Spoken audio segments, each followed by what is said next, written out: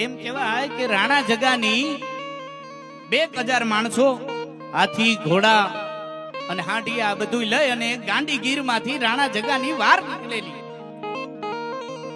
અને ધીરે ધીરે ધીરે ધીરે ધીરે ધીરે ધીરે એમ કહેવાય કે એ ગાંડી ગીર ડુંગરે ડુંગરે હવજો ડણકતા થડકતા પડગમે ગીર પહાડો અશ્વને ડાબલે ફફડતા દુશ્મનો અને ઉછળતા શિખરથી જળ પ્રવાહો 18 ભારની ઓઢણી ઓઢી અને પ્રભુને વસુધાઓય પરણી કરું વંદની કાઠિયાવાડને ધન ધન્ય હો ધન્ય ધરા સૌરાષ્ટ્ર ધરણી ધન ધન્ય હો ધન્ય ધરા હોરઠ ધરણી એવી ભગવતી જગદંબા કોને કહેવાય માં કોને કહેવાય અને માં કેટલું આપે ઈ વાત છે આ ઈ રાણા જગાની જે વાર નીકળી અને એક નદીમાંથી એમ કહેવાય ગીરમાંથી જે આરો ચડે છે ડુંગરથી દડતી ઘાટ ઉતરતી ચડતી પડતી આખડતી આવે ઉછળતી જરા ન ડરતી ડગલા ભરતી મધજરથી કિલકારા કરતી જાય ગરજતી ઘોરાડી ઈ રણ હલકારી જોબન વાડી નદી રૂપાળી નખરાડી એવી નદીમાંથી જગારા રાણા જગાની જે વાર નીકળી અને આ બાજુ ચારણનો નાનો એવો જગદંબાનો નેહડો છે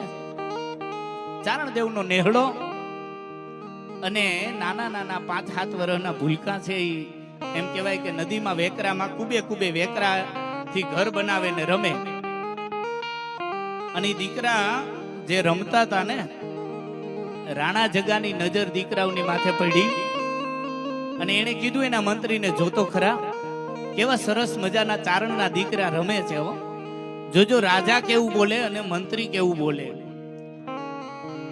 અડધું હોય એમાંય પાછું ઉકેડે ચડ્યું હોય એટલે અને મંત્રીએ જે વાત કરી છે એ સાંભળજો મંત્રીએ એમ કીધું અરે રે જોતો ખરા બિસારા સારણના દીકરા કેવા રમે સારણના છોકરા કેવા રમે આ શબ્દ ઉપર ધ્યાન દેજો શબ્દને પીવા વાળો વર્ગ છે એટલે કહું છું મંત્રી જે છે એ છોકરા બોલ્યો અને રાજા છે એ બોલ્યો ચારણના દીકરા કેવા સરસ મજાના રમે છે અને એ બિચારા શબ્દ મંત્રીનો જે શબ્દ સાંભળ્યો ને ચારણના દીકરાએ એટલે એને વાત કરી જોજો એને છે ને મંત્રીના આંખની સામે આંખ માંડી અને દુનિયામાં જેને કોઈનું લઈને લેવું ન હોય ને એ તમારી આંખની સામે આંખ માંડે ને એટલે સામે વાળાની સાતી ચીરી નાખે એ ફાઇનલ વાત છે એટલે એને આંખની સામે મંત્રીની આંખ માંડી અને એને જે રમતો હતો ને એ કૂબો ધક્કો મારી અને પાડી દીધો અને એના નેહડા તરફ દોડીને ભાગીને ગયો અને ભેગા 5-7 છોકરા બાજુ ગયા એમ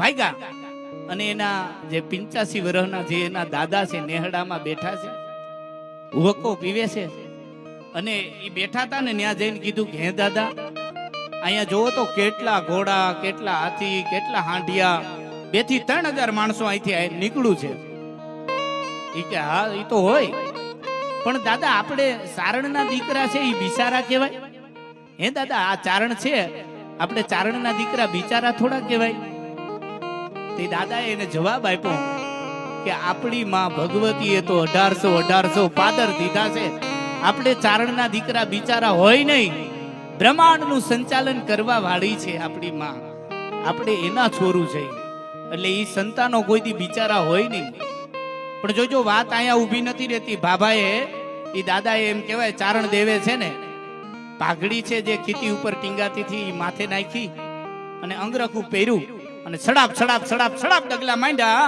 અને ભેડા ચારણના જે દીકરા છે ઈ ભેરા હાલતા થયા અને જેવા ચારણના દીકરા અને બાપા દાદા બધા હાલતા થયા અને જોયું રાજાની નજર ચારણ દેવ ઉપર ગયો કે દેવ રામ રામ કર્યા ચારણના જે દાદા છે એને રાજાને જય માતાજી બાપા દરબાર જય માતાજી રામ રામ રાજાએ રામ રામ કર્યા જય માતાજી ચારણદેવ જય માતાજી રામ રામ કે બાપા આજ ઘરમાં મહેમાન બન્યા છો તો હાલો ને બાપા સાહુ પીતા જાવ ને ભાણું હેઠું કરતા જાવ ને બાપા તમે આજ ઘરમાં મહેમાન બન્યા છો અને ઈ રાજાને મનોમન વિચાર આવ્યો કે આ 2,000 માણા અને આ ચારણનો એક નાનો એવો નેહડો આમાં ક્યાં જમાડ છે પણ એને મનમાં બીજો વિચાર ન આવ્યો કે આ તો કુંડીમાં કટક જમાડવા વાળા છે ચારણો અને એને ના પાડે છે અને રગજગ હાલે છે બાપાને અને રાજાને ચારણને અને રાજાને રગજગ હાલે છે ના પાડે છે આ કે ભૈયા જમીન જવાનું છે પણ જોજો પડખે રહેવા વાળો મંત્રી રાજાને એમ કે છે કે ઉભા રહ્યો, હું સમજાવી દઉં. ચારણદેવને હું સમજાવી દઉં, કારણ કે પડખે બેહવા વાળા છે ને હારા રાખજો. આધા પહેરે લુગડા અને વાતું કરે ગજબ, રાજાના મન રીઝવવા ઓલા ગોલા કરે ગજબ. એટલે એ મંત્રી ચારણદેવને એમ કે છે કે ચારણદેવ, અમારા રાજાને એવું નિયમ છે કે હોનાની થાળી અને હોનાના વાસણમાં જમવાનો અમારા રાજાને નિયમ છે, અને તમે આ હોનાના વાસણ કાઢશો ક્યાંથી? એટલે અત્યારે બાપા રહેવા દો ને, આપણે પછી રાખશો ને.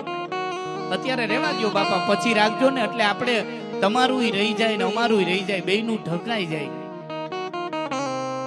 અને ચારણને એમ લાગ્યું કે નક્કી આ મારું અપમાન કરે છે આ મંત્રીઓ.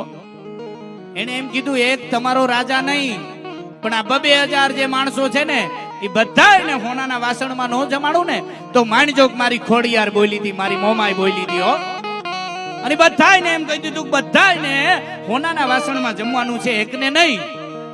અને એ બધાય ડાયરાને એમ કહેવાય કે આંબલિયું વડલાની હેઠે બેહાડ્યા. અને બધાએ એમ કહેવાય કે અહીંયા નેહડામાં આવી અને બાપાએ કીધું કે આપણે જમણવાર કરવાનો છે ને મહેમાનો પધાર્યા છે, અને અહીંયા જમણવારની તૈયારી માંડી થવા, અને રોટલા માંડ્યા બનવા, હાકડું માંડી દળાવા, અને 12 પોરા દહીં એમ કહેવાય તૈયારી માંડી બધી થવા. પણ 2-2.5 કલાકમાં રસોઈ તૈયાર થઈ ગઈ. પછી ચારણને અંદર અને જગદંબાની હારે આંતરિક યુદ્ધ ચાલુ થયા હો. હે માં, હે ભગવતી, હે જગદંબા, એની માની પાસે બેહી અને થડાની સામે ફળાની સામે બેહી અને માને પ્રાર્થના કરે છે ચારણ. હે માં, મેં મારા માટે કોઈ દી માંગ્યું નથી ભગવતી. હે જગદંબા, મેં મારા માટે ક્યારેય લાંબો હાથ કર્યો નથી, અને માં તે કોઈ દી માગવા દીધું નથી. પણ માં આજ આ જે રાજા બન્યો છે આમાં આજ મારી પત અને તારી બેયની માં ભેળી છે હો. અને આજ મારે આ હોનાના વાસણ જોઈ છે, અને માને મંડો પ્રાર્થના કરવા કે આવડ ખોડલી આવી આવી મોગલ મચરાડી માત મેલડી જાગ જ્વાળા દાઢાડી, અંબે કર્ણલી આવી આવી બહુચર બિરદાડી, હાલી આવી હિંગોડ ગેલ રાજલ મહાકાળી, સમરક સબી 9 લાખ સકત 84 ની ચારણા, ઉપરે દેવી આવો સેવક કાજ સુધારણા, રમજમતી રવરાવ્યો આવ્યો કામય બૂટ બલાડ બાઈ ખુબડી બોલાવે, માનલ જેતલ માત ચાપલ ને ચાડક નેચી વરુડી ને સૌદેવ રાણબાઈ ને રવેચી માં માં માં માં માં એમ કરી અને ચારણ ગંદરામાં વયો ગયો. અને માં ભગવતી પ્રસન્ન થઈ, માગી લે બેટા માગી લે, માં મારે હોનાના વાસણ આ 2-2000 માણસોને જમાડવાના છે. અને તેથી જગદંબાએ એમ કીધું કે બેટા, તારા નેહડાની પાછળ જે વડલો છે ને એ વડલે જઈ અને તું એમ કહેવાય પાન ખેરજે ની, જેટલા પાન ખરે ને એ હોનાના વાસણ નો બને ને તો માનજે કે હું ખોડિયાર બોલી નો બોલી થાઓ. અને એ ચારણ દેવે એમ કહેવાય કે હજી વડલાને એમ કહેવાય કે ખેરી પાન ખેર્યા, વડલાને લાકડીઓ મારી અને જેટલા પાન ખરે એટલા ખેર્યા, અને બધાય હોનાના વાસણ થઈ ગયા. આમાં આ વાત કરું છું એટલે ઘણાને એમ થાય કે આ બધી જૂની વાતો છે, કઈ વડલાના પાન થોડા હોનાના વાસણ થાય. પણ આજથી 50 વર્ષ કે 75 વર્ષ પહેલા ભાભાવને કોઈને પૂછો જૂના કે અહીં બેઠા બેઠા આ લોઢાનું બટકું છે ફોન, એમાં વિડીયો કોલમાં વાત થાય તો એ માનશે નહીં. શું કામ? કે આજ છે 50 વર્ષ પછી એવું ન હોય એવું માની ન હગાય. એમ 500 વર્ષ પહેલા હોનાના વાસણ બન્યા જાય છે, એમાં કોઈ શંકાને સ્થાન નથી. અહીં જેણે જેણે શંકાની સતરીઓ ખોલી એના કાળ જ હાવ કોરા રહ્યા, ભગત બાપુ કહે છે ને.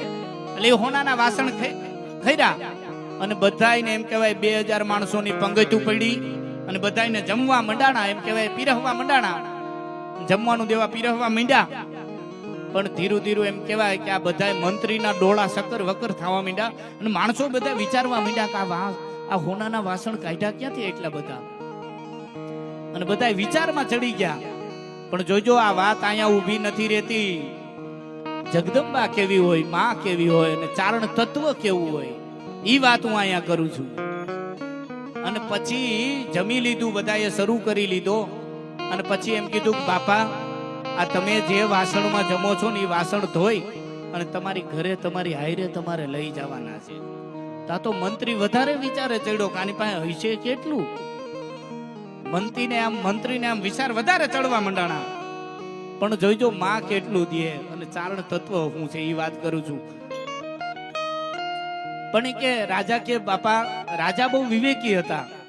એટલે રાજાએ કીધું બાપા ચારણદેવ, તમે અમને હાંચવા, તમે અમને જમાડ્યા, બપોરા કરાવ્યા, અમારે તમારું લેવાય નહીં, અમારે તો દેવાનું હોય. બાપા દેવાનું ઠેકાણું છે. અરે નાના બાપા, આજ વાહણો તો તમારે લઈ જ જવા જો હે. રગજગ જાજી આવેલી, પણ છેલ્લે ચારણ જે બોલે છે એ સાંભળજો. આ વાસણ તમારે એટલા માટે લઈ જવા પડશે કે અમારા નેહડામાં આવા હોનાના વાસણ ધોવે ને એવા બિચારા માણસો નથી, એટલે તમારે આ વાસણ લઈ જવા જોઈએ. જોજો આ શબ્દ, આ વાત ક્યાં આવીને ઉભા રહે કે બિચારા નેહડામાં છે નહીં એવા કે જે તમારા હેઠા વાસણ ધોવે. પણ માના ખોડે આજ બોલવાનું થયું છે. પણ હવે મીઠુડો ચારણ એ વાલાભાને સાંભળવો છે. પણ એક નાની એવી વાત કે ગોંડલનો લાડો જેદી એમ કહેવાય કે દાસી જીવન પાસે આવ્યો ને, દાસી જીવનને કીધું કે તને ભગવાન મળી ગયા છે એવી દુનિયા વાતું કરે છે, એનો કયો પુરાવો તારી પાસે છે? તેથી દાસી જીવને જે જવાબ આપ્યો છે એ મારે અહીંયા કેવો છે. દાસી જીવને એમ કીધું કે મારે ગોંડલનો લાડો તેડાવવો હોય ને તો એના હામૈયા કરવા પડે, આમંત્રણ દેવું પડે, ગામ શણગારવું પડે.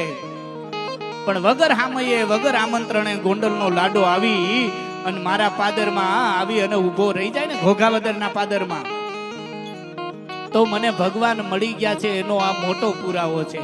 એટલે મારો કહેવાનો તાત્પર્ય એવો છે કે અમારે ગોરદાદાનો ફોન આવ્યો અને માના સાનિધ્યમાં મળવાનું થયું. એટલે મારો કહેવાનો તાત્પર્ય એવો છે કે અહીંયા ચારણોની વચ્ચે અને માના ખોડિયામાં બોલવાનો મને જે આ મોકો મળ્યો છે ને, તો મને ખોડિયાર મળી ગઈ છે. કારણ કે મારા ગુરુ ખોડાઈ કચ્છમાં ગંગામાં છે અને માં જેવું જ ભોળપણ છે.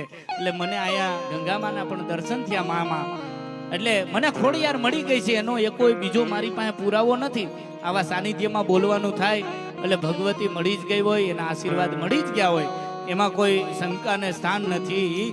પણ હવે વાલાભા ગઢવીને વિનંતી કરું, પધારો બાપા. ચારણનો, આપણું ચારણ સમાજનું ગૌરવ છે. તો ભાઈ શ્રી વાલભા ગઢવી પધારો.